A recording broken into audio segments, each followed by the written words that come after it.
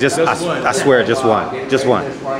What was your reaction when Mike Tyson said, "I broke my back"? How did you restrain yourself? What was your thoughts?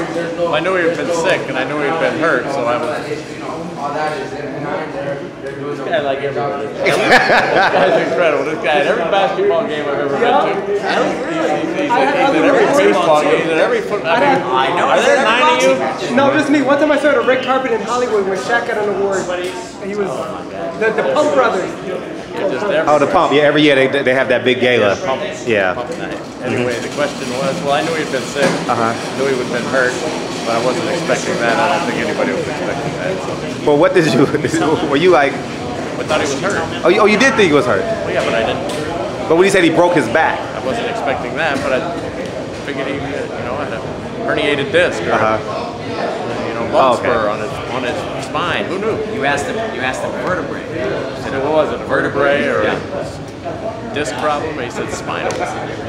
it's funny. I know that interview word when it came on when we saw your. Yeah. I knew it word for word. That it stained that imagery stained my brain. You know what I mean? Sort of like the Richard Steele stoppage. Like moments like that in boxing kind of stained me like forever, man. Well, it's not a stain. Not a stain. Forgive me, but it memorable. Memorable. Thank you. Memorable.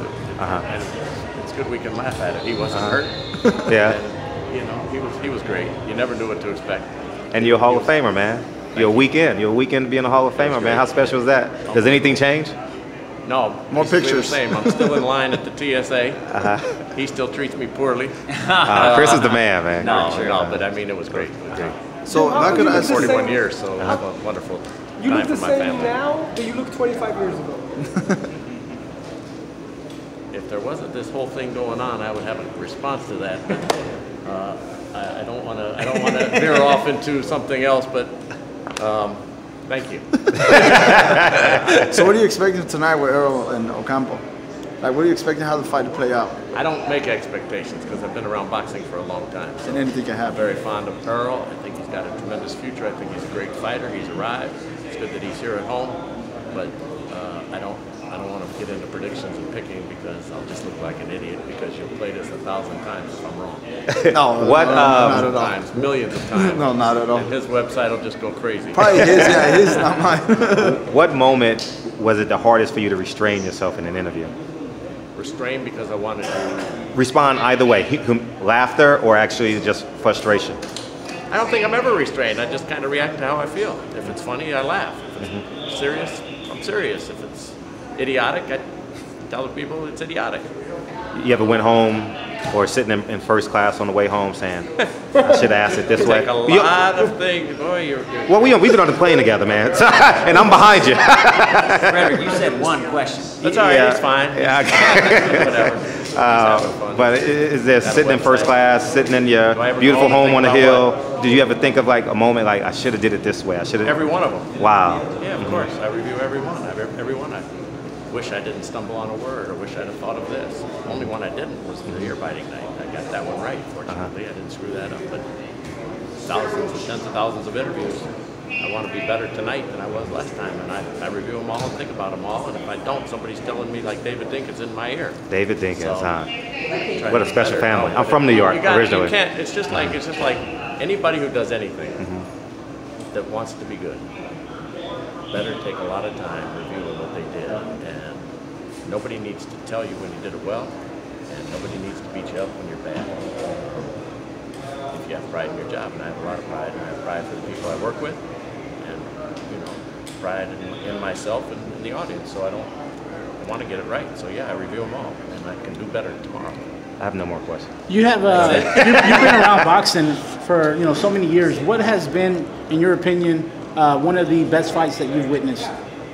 Best fights that I witnessed was Hagler and Hearns on Tax Day 1985.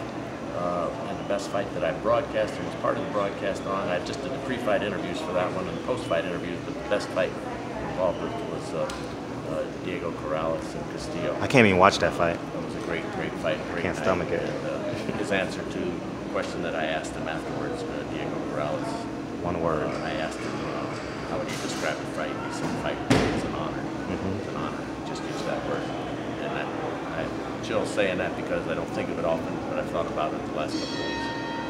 That's awesome, man. Thank you for sharing. Who's the biggest name that you interviewed first? The first big interview you ever did? First interview I did was with Muhammad Ali. No, oh shit. I mean, that's my man. You picked it off right on the top? First one. I was a videotape editor and I was 18 years old. So Oh, I it's saw the been all picture. downhill since then. Did he have fun with you, Ali? He was great. He was unbelievable. Tell us, because Well, I these did- videos I are gonna be was a archived videotape long editor. past us, man, and it's gonna be a documentary on you one day, whether you're here or not, and this stuff is gonna be archived. So talk about Muhammad Ali, because they're gonna use this footage, for real, at some point. Well, I didn't know I was going to do it. So I was in my edit booth. I was editing a show called The Red Miller Show. He was the Denver Bronco head coach. And I was a videotape editor, and they converted from film to videotape, so a lot of young people were getting opportunities. I had been an intern, and Ali arrived at the airport 2.5 hours early. Wow. He had switched his flight, and he was coming to promote his fight against Leon Spinks, and then he was going to fight a man named Lyle Alzado, who was a Denver Bronco defensive lineman, in an exhibition at Mile High Stadium. Bears Stadium back then. It wasn't even Mile High Stadium. I remember that It was fight. Bears Stadium. Anyway, they couldn't find the anchorman, they couldn't find the head of the news bureau, and they couldn't find the sportscasters because no one had a cell phone. Nobody had a pager. So they came running in. Simon, editor, came running into the booth and said, "You're editing Bronco Show. Do you know anything else about sports?" And I said, "Well, yeah." She said, "We'll go out and interview Muhammad Ali. He's early. And we don't have anybody, we can't find anybody." So I went and got the weatherman's coat and tie Did you really? and took Oh, it that's off his dope. rack and went out there, and Ali gave me 45 minutes and he was great. 40. Oh.